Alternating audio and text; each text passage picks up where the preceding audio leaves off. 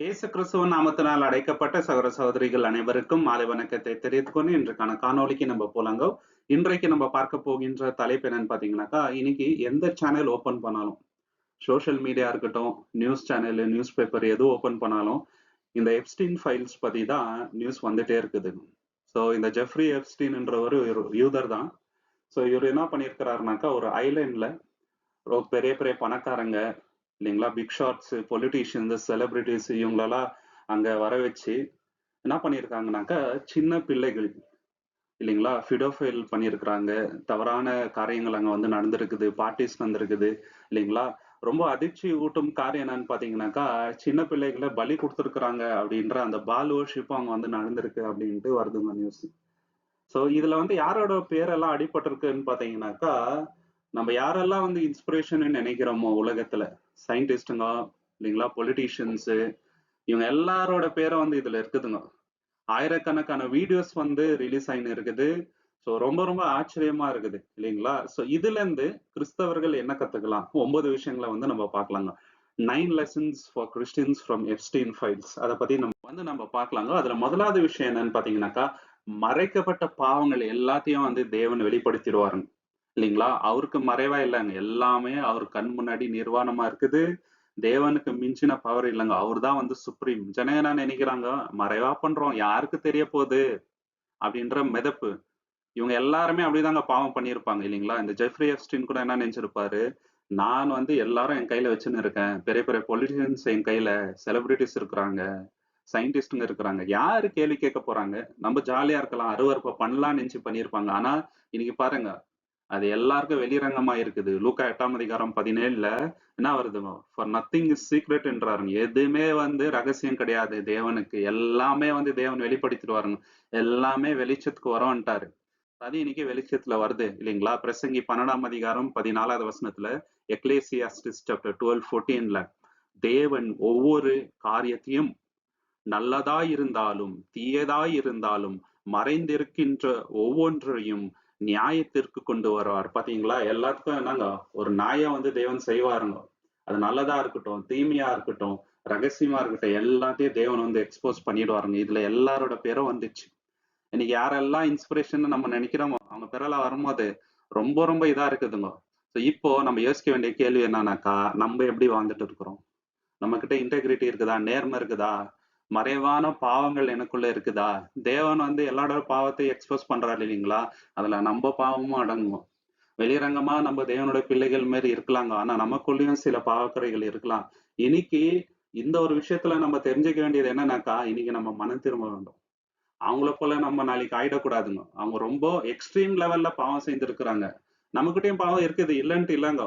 ஆனா அதை நம்ம என்ன பண்ணணும், எந்த ஒரு எக்ஸ்கியூஸ் இல்லாம தேவன் கிட்ட நம்ம போயிட்டு பாவம் மன்னிப்பு கேட்டு நம்ம அதுல இருந்து வெளியே வரணும். இடன் ஹாபிட்ஸ் என்ன இருக்குது அதெல்லாம் தேவன் கிட்ட போய் கன்ஃபஸ் பண்ணணும் இல்லைங்களா. சோ எந்த ஒரு எக்ஸ்கியூஸும் நம்ம வந்து வச்சுக்க கூடாதுங்க. ரெண்டாவது விஷயம் தேவன் நம்மளுக்கு உணர்த்துறது என்னன்னு பாத்தீங்கன்னாக்கா, நமக்கு ஒரு பொறுப்பு தேவன் கொடுத்திருக்கிறாரு. என்ன பொறுப்பு, இந்த திக்கற்ற பிள்ளைகளுக்கு இல்ல பலவீனமா இருக்கிற ஜனங்களுக்கு நம்ம என்ன பண்ணுங்க, ஒரு துணையாக இருக்கணும். அவங்களுக்காக நம்ம வந்து பேசணும், நம்மளால முடிஞ்ச ஹெல்ப் வந்து நம்ம பண்ணோங்க. நீதிமொழிகள் 31:8-9, Proverbs chapter 31, 8 and 9. பேச முடியாதவர்களுக்காக உன் வாயை திற, துன்பப்படுபவர்களின் நீதிக்காக உன் வாயை திற, நீதியாய் நியாயம் தீர்த்து ஏழைகளின் நியாயத்தை காத்துக்கொள். பாத்தீங்களா, என்னங்க, ஏழைங்களுக்கு நம்ம வந்து சப்போர்ட்டா நிக்கணுங்க. எப்பவுமே வந்து கஷ்டப்படுறவங்களுக்கு, எளியவர்கள் பக்கம் தான் நம்ம நிக்கணும். அதை வந்து தேவன் உணர்த்துறாரு இல்லைங்களா. மத்தேயு 18:6 இயேசு கிறிஸ்து என்ன சொல்றாருங்க, Matthew 18:6, என்னை நம்பி இருக்கிற இந்த சிறியவர்களில் ஒருவரை இடற செய்கிறவன் கழுத்தில் பெரிய ஆழக்கல்லை கட்டிக்கொண்டு கடலில் மூழ்கினால் அவனுக்கு நல்லது. பாத்தீங்களா, இந்த மாதிரி சிறியவர்களுக்கு யாரெல்லாம் இடரல் ஏற்படுத்துறாங்களோ அவங்கள வந்து கடல்ல தள்ளுறது நல்லது, கழுத்துல ஒரு கல்லை கட்டிட்டு அப்படின்றாரு. சோ இந்த சின்ன பிள்ளைங்களை வந்து அவ்வளோ வந்து என்ன பண்ணியிருக்கிறாருங்க, அசிங்கமான காரியம் பண்றதுக்கு யூஸ் பண்ணியிருக்கிறாருங்க. கேட்கறதுக்கே நம்மளுக்கு ஒரு மாதிரி கூசுதுங்க.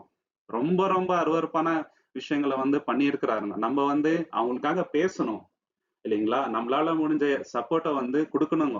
இல்லைன்னு வச்சுங்களேன், இது ரொம்ப நார்மலைஸ் ஆயிடும் இல்லைங்களா. உலகத்துல ரொம்ப ரொம்ப அபியூஸ் பண்ணியிருக்கிறாருங்க விக்டிம்ஸ். கேட்கும் போது ரொம்ப ரொம்ப இருக்குதுங்க. என்ன பண்ணியிருக்கிறாங்கனாக்கா, வீடியோஸ் எப்படிப்பட்ட வீடியோஸ் வருதுனாக்கா, அவங்கள வந்து சமைச்சு சாப்பிட்டு இருக்கிறாங்கன்ட்டு வருதுங்க. கேட்கறதுக்கே நம்மளுக்கு ஒரு மாரி இருக்குது இல்லைங்களா?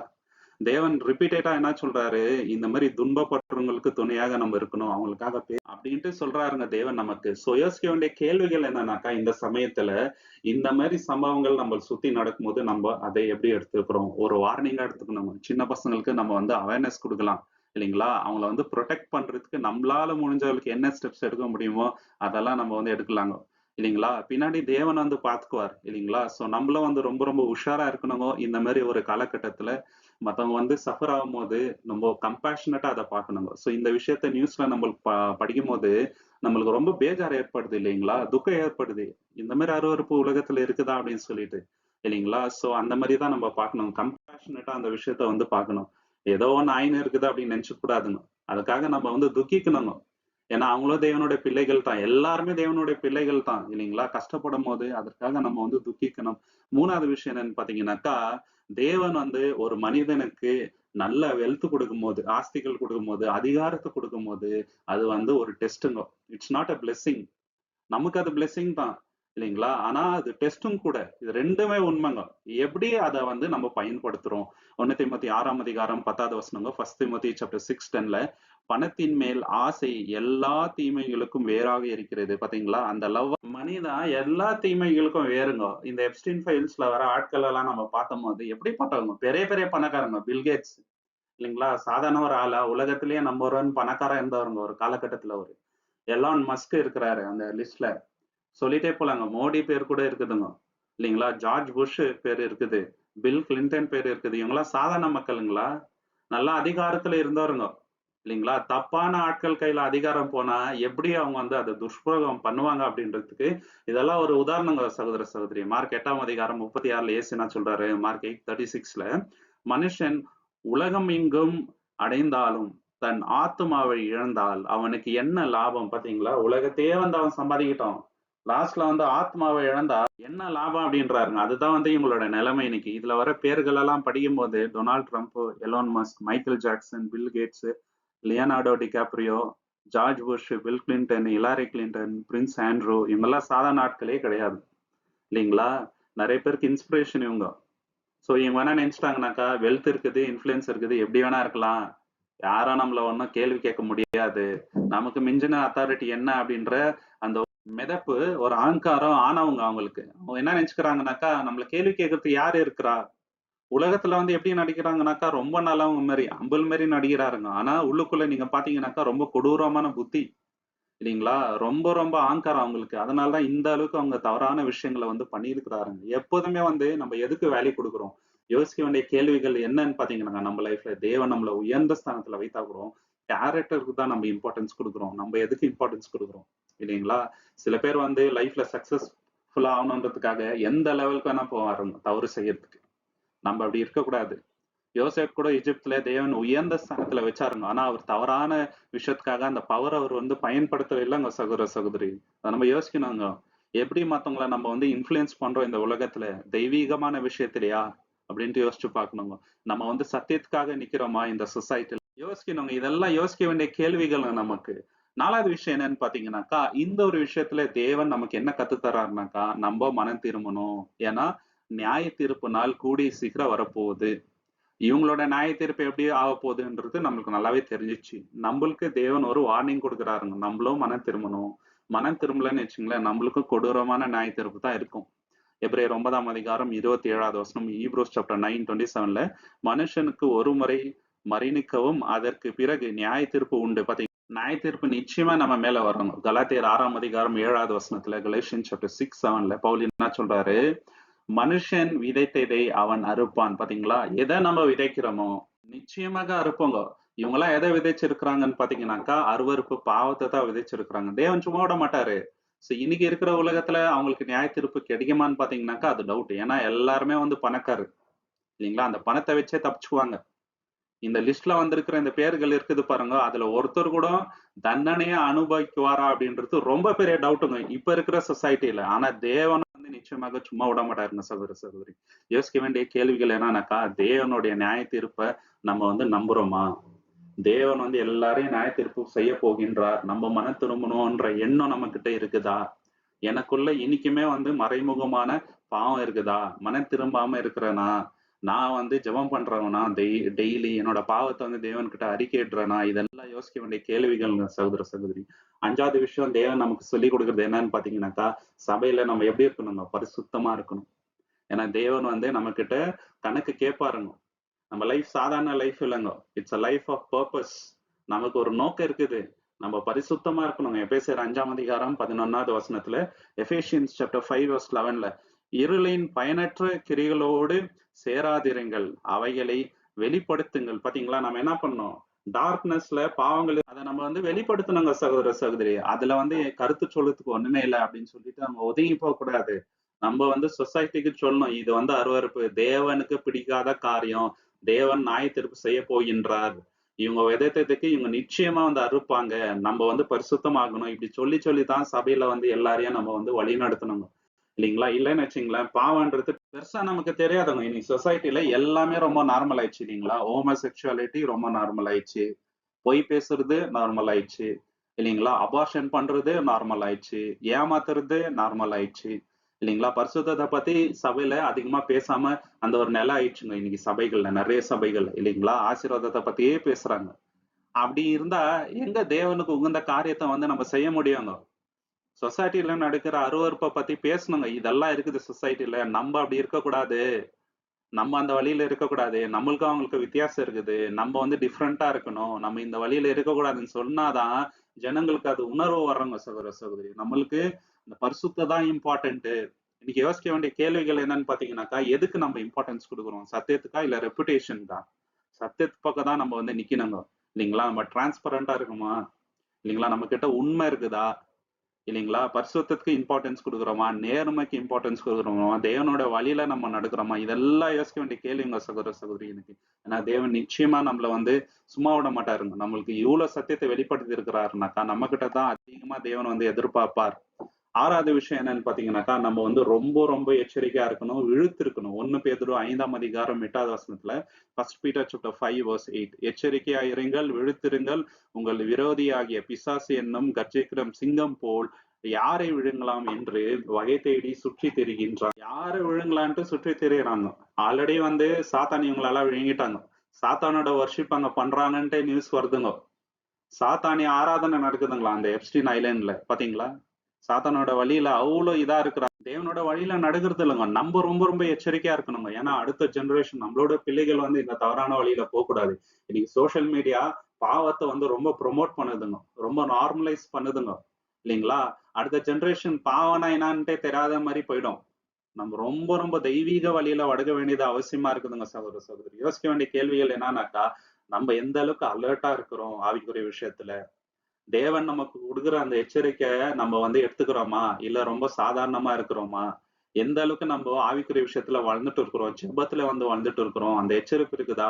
பகுத்தறிவு நம்ம கிட்ட இருக்குதா? இது சரி, இது தவறு, இது அசுத்தம், இதுதான் பரிசுத்தம், இதுதான் நீதியின் வழின்ற எண்ணம் நம்ம கிட்ட இருக்குதான்ட்டு யோசிச்சு பார்க்கணும் சகோதர, சகோதரி. ரொம்ப ரொம்ப இம்பார்ட்டன்ட்ங்க இப்ப இருக்கிற காலகட்டத்துல. 7வது விஷயம் என்னன்னு பாத்தீங்கன்னாக்கா, இந்த உலகத்துல யாரையுமே நமக்கு வந்து ஐடியலா வச்சுக்க கூடாது. அதாவது நம்மளோட இன்ஸ்பிரேஷனா நம்ம வந்து எடுத்துக்க கூடாதுங்க. ஏன்னா அவங்க எந்த காலகட்டத்துல வேணா எப்படி வேணா மாறலாம். வெளியில வந்து ஒரு மாதிரி தெரிவாங்க, உள்ளுக்குள்ள பட்சிக்கிற ஓநாய்களா இருப்பாங்க. அப்படிதான் ஆயிடுச்சு இல்லைங்களா? ரொம்ப ரொம்ப ஆச்சரியமான விஷயம் என்னன்னு பாத்தீங்கன்னாக்கா, ஸ்டீஃபன் ஹாக்கின் அவரோட பேர் இருக்குதுங்க. அவர் வீல் சேர்ல இருப்பாரு, உடம்புல நிறைய பகுதி அவருக்கு ஒர்க்கே ஆகுறது இல்ல. அப்படிப்பட்டவர் அந்த ஐலேண்ட்ல போய்க்கிறாருன்னா என்ன மாதிரி ஒரு அருவருப்பான காரியத்தை வந்து செய்யறதுக்கு ஜனங்க துணியறாங்க பாருங்க. இவங்கெல்லாம் வந்து நிறைய பேருக்கு இன்ஸ்பிரேஷன் சகோதர, சகோதரி. இன்னைக்கு யங்ஸ்டர்ஸ் எல்லாம் இன்ஸ்பிரேஷன் எங்க தேடுறாருங்க? செலிபிரிட்டிஸ் கிட்ட தேடுறாருங்க இல்லைங்களா? பொலிட்டீஷியன்ஸ் கிட்ட தேடுறாரு. ஏசு கிறிஸ்துவ விட்டுறாருங்க.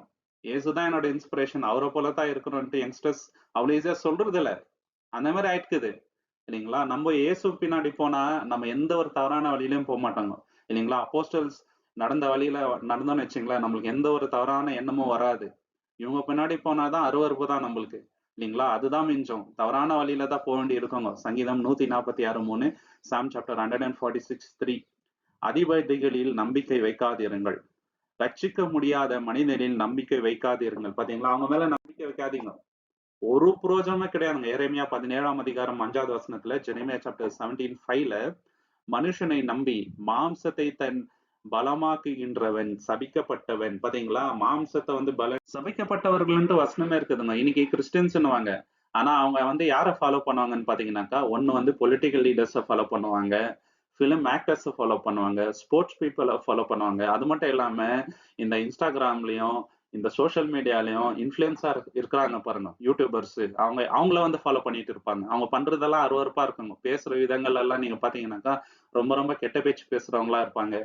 அருவருப்பான ட்ரெஸ் போட்டு ஆடுறவங்களா இருப்பாங்க. அவங்க பின்னாடி போயிட்டு அவங்கள ஃபாலோ பண்ணின்னு உட்காந்துட்டு இருக்குங்க. அவங்க பின்னாடி போனா என்ன பிரயோஜனம் இருக்குதுங்களா? இவங்க எல்லாம் வீணான காரியங்கள பண்ணிட்டு இருக்கிறாங்க சகோதர சகோதரி. இவங்க பின்னாடி நம்ம போகக்கூடாதுங்க. நம்மளோட இன்ஸ்பிரேஷனு நம்மளுக்கு எல்லாமே யாரா இருக்கணும்னாக்கா இயேசு கிறிஸ்துங்க. அத வந்து நம்ம நம்புறோமா? இயேசு கிறிஸ்து தான் பெர்ஃபெக்ட்ன்ட்டு நம்ம வந்து நம்புறோமான்ட்டு ஃபர்ஸ்ட் கேள்வி இல்லைங்களா? நம்ம வந்து யார வந்து நம்புறோம் இன்னைக்கு? ஹியூமன் லீடர்ஸ் பின்னாடி போயிட்டு இருக்கிறோமா? யாருக்கும் தெரியாம நம்ம மனசுக்குள்ள நம்ம ஒருத்தர வந்து ஒரு இன்ஸ்பிரேஷனா வச்சுட்டு இருக்கிறோமா? அந்த மாரி இருக்கக்கூடாதுங்க. இயேசுவ தவிர நம்மளுக்கு பெருசான ஒரு இன்ஸ்பிரேஷன் இந்த உலகத்துல கிடையாது. அதுதாங்க உண்மை சகோதர சகோதரி. 8வது விஷயம் என்னன்னு பாத்தீங்கன்னாக்கா, உண்மைக்காக நம்ம வந்து நிக்கணுங்க. இல்லைங்களா? எபேசியர் 4ஆம் அதிகாரம் 25வது வசனத்துல எபேசியன்ஸ் 4:25 பொய்யை தள்ளிவிட்டு ஒருவரும் தன் அயலானோட சத்தியத்தை பேசட்டும். பாத்தீங்களா? இன்னைக்கு ஃபுல்ஃபிட்ல நம்ம உலகத்துல நடக்கின்ற அந்த அருவருப்புகளை தைரியம் யார் என்ன சொன்னாலும் தைரியமா நம்ம வந்து சத்தியத்துக்கு ஆதரவா தாங்க பேசணும். இல்லைங்களா? உலகத்துல நடக்கின்ற அருவருப்பு எல்லாம் வந்து நம்ம வந்து எடுத்து ஜனங்கள்ட்ட சொல்லணுங்க. இந்த மாதிரி இருக்குதுங்க. இதை நம்ம ஃபாலோ பண்ணக்கூடாது அப்படின்ட்டு. அதுக்காக எவ்வளவு பெரிய எதிர்ப்புகள் வந்தாலுமே அதை நம்ம ஏத்துக்கணுங்க சகோதர சகோதரி. கிறிஸ்துவுக்காக அந்த பாடுகளை வந்து நம்ம அனுபவிக்கணுங்க. இல்லைங்களா? ஏசாயா 58ஆம் அதிகாரம் 1வது வசனம், ஐசையா சாப்டர் 58:1ல உயர்ந்த சத்தத்தோடு கூப்பிடு, தயங்காதே, உன் சத்தத்தை குரல் முழக்கம் போல் உயர்த்து. பாத்தீங்களா? சத்தத்தோட பேசுன்றாருங்க. தைரியமா பேசு, காம்ப்ரமைஸ் பண்ணாத. சத்தியத்துக்கு மட்டும் நம்ம காம்ப்ரமைஸே பண்ணக்கூடாதுங்க. அது எவ்வளவு பெரிய செலிபிரிட்டியா இருக்கலாம், பொலிட்டிக்கல் லீடரா இருக்கலாம். அது தப்பு. நம்ம வந்து தப்பா தான் வந்து பேசணுங்க. இன்னைக்கு நம்ம யோசிக்க வேண்டிய கேள்விகள் என்னன்னாக்கா, நம்ம சத்தியத்துக்கு ஆதரவா நிக்கிறோமா? எவ்வளவு எதிர்ப்புகள் வந்தாலுமே நம்ம வந்து சத்தியத்தை வந்து உறுதியா பேசணுங்க. அருவருப்புனா அது அருவருப்புன்ட்டு நம்ம சொல்லணுங்க. இல்லைன்னு வச்சுங்களேன், நிறைய பேருக்கு அது அருவருப்புன்றதே தெரியாமலே போயிடுங்க அடுத்த ஜெனரேஷனுக்கு. 9வது விஷயம் என்னன்னு பாத்தீங்கன்னாக்கா, இறுதியில தேவனுடைய நீதி தான் வந்து நிறைவேறும். ஜனங்க எப்படி வேணா உலகத்துல அருவருப்பான காரியங்களை செய்யலாம். ஆனா தேவன் கண்டிப்பா அவருடைய நீதியை வந்து நிறைவேற்றுவார். அவருடைய மகிமை உலகம் ஃபுல்லா வரப்போதுங்க. ஏன்னா தேவன் என்ன சொல்றாருங்க ரோமர் 12:19, ரோமன் சாப்டர் 12:19 பகை தீர்ப்பது எனக்கே, நான் பழி வாங்குவேன் என்று கர்த்தர் சொல்கிறார். பாத்தீங்களா? Vengeance is mine. பழி வாங்குதல் எனக்கு உரியது அப்படின்ட்டு தேவன் தெளிவா சொல்றாருங்க. இன்னைக்கு கோர்ட்ல இருந்து அவங்க தப்பிச்சிடலாம். இல்லைங்களா? அந்த போட்டோல இருக்கிறது நான் இல்ல, மார்க் பண்ணியிருக்கிறாங்க, ஏஐ வீடியோ அப்படின்னு சொல்லிட்டு என்ன வேணா சொல்லி அவங்க வந்து தப்பிச்சிடலாம். வெளியில வந்து நாடகம் ஆடலாம். ஏன்னா அவங்களோட ஃபேன்ஸ் இருக்காங்க இல்லைங்களா? அவங்க விட்டு கொடுக்கறது இல்லைங்க. ஜனங்களோட புத்தி எப்படி இருக்குதுன்னு பாத்தீங்கன்னாக்கா, அவங்க வந்து ஒருத்தர் மேல ஃபேன் ஆயிட்டாங்கன்னாக்கா, அவங்க என்ன அருவருப்பு பண்ணாலும் அவங்களுக்கு தான் சப்போர்ட் பண்றாங்க. இன்னைக்கு சோசியல் மீடியா அப்படித்தான் ஆயிட்டு இருக்குது. அவங்க யோசிச்சு கூட பாக்குறது இல்லைங்க ஒரு நிமிஷம். அவங்க பண்றது தப்பாச்சே, நம்ம அவங்களுக்கு சப்போர்ட் பண்றோமே அப்படின்ட்டு யோசிக்கிறதே இல்ல. எனக்கு அவரை பிடிச்சிருக்கு அப்படின்ட்டு. சோ அந்த மாதிரி ஜனங்களோட திங்கிங்கும் அப்படி ஆயிட்டுக்குதுங்க. இல்லைங்களா? பகுத்தறிவே இல்ல. ஆனா தேவன் கிட்ட இருந்து நிச்சயமாக அவங்களால தப்பிக்கவே முடியாதுங்க சகோதர சகோதரி. இந்த உலகத்தை ஏமாத்தலாம். ஆனா தேவனை ஏமாத்த முடியுங்களா? தேவன் நீதியாக நியாயத்தீர்ப்பு செய்ய போகின்றார். கூடிய சீக்கிரம் வந்து அது நடக்க போகுது. அதனாலதான் பழிவாங்குதல் எனக்குரியது அப்படின்ட்டு சொல்றாருங்க. யோசிக்க வேண்டிய கேள்விகள் என்னன்னு பாத்தீங்கன்னாக்கா, தேவனுடைய நியாயத்தீர்ப்பு மேல நமக்கு 100% நம்பிக்கை இருக்குதா? நீதியாக அவர் நியாயத்தீர்ப்பு செய்ய போகின்றார் அப்படின்றது. 2வது வந்து நம்ம வந்து ஜெபம் பண்றோமா? தேவனே, இந்த மாதிரி விஷயங்கள் உலகத்துல நடக்குதுப்பா. இது நான் வந்து ஒரு எச்சரிப்பா எடுத்துக்கிறேன். சோ நான் வந்து நீதியாக வாழணும்ப்பா. என்ன நீங்க வழி நடத்துங்க அப்படின்னு சொல்லிட்டு நம்ம டெய்லி ஜெபம் பண்றோமா? 3வது விஷயம் என்னன்னு பாத்தீங்கன்னாக்கா, இந்த உலகத்துல நம்ம எப்படி வாழ்ந்துட்டு இருக்கிறோம்? தேவனுடைய நீதியை வந்து செய்யறோமா? அப்படி செய்யலைனாக்கா, நம்மளும் வந்து கடைசியில நியாயத்தீர்ப்புக்கு போய் நிக்க வேண்டியதா இருக்குங்க சகோதர சகோதரி. அதனால இன்னைக்கு நம்ம மன திரும்பணுங்க சகோதர சகோதரி. இந்த எப்ஸ்டீன் ஃபைல்ஸ் மூலியமா தேவன் நமக்கு உணர்த்துகின்ற காரியங்கள் என்னென்னன்னு பாத்தீங்கன்னாக்கா, முதலாவது நம்ம பரிசுத்தத்தை தேடணுங்க டெய்லி நம்ம லைஃப்ல. 2வது வந்து துயரப்பட்டு இருக்கிறாங்க பாருங்க, துன்பப்பட்டு இருக்கிறவங்களுக்கு ஆதரவா நம்ம வந்து நிக்கணும். நம்ம எப்போதுமே சத்தியத்தை வந்து பேசணும். நம்ம லைஃப்ல வந்து ட்ரூத் இருக்கணும். அடுத்த விஷயம் என்னன்னு பாத்தீங்கன்னாக்கா, காயப்பட்டவருக்கு நம்ம வந்து ஒரு கம்ஃபர்ட்டா இருக்கணும். இல்லைங்களா? தேவனுடைய நியாயத்தீர்ப்பு மேல நம்ம 100% நம்பிக்கை வைக்கணும். ரொம்ப ரொம்ப முக்கியமான விஷயம் என்னன்னு பாத்தீங்கன்னாக்கா, தேவன் நம்ம உணர்த்துறது, நம்ம இன்னைக்கு மனம் திரும்பணும். இல்லைங்களா? நீதியின் வழியில நடக்கணும். ஏன்னா நம்மகிட்டயும் மறைமுகமான பாவங்கள் இருக்கும். அது தேவன்கிட்ட அறிக்கையிட்டு நம்ம அதுல இருந்து வெளியே வரணுங்க. தேவன் தாமே இந்த வசனங்களை ஆசீர்வதிப்பாராக. உங்களுக்கு இந்த காணொளி பிடிச்சிருந்தா லைக் பண்ணுங்க, ஷேர் பண்ணுங்க, சப்ஸ்கிரைப் பண்ணுங்க. தேவனோட சித்தம் இருந்தால் கூடிய சீக்கிரம் இன்னொரு காணொளியில நம்ம எல்லோருமே சந்திக்கலாம். நீங்கள் கொடுக்கின்ற எல்லா ஆதரவுக்கும் நன்றிகள். Thank you so much. Amen.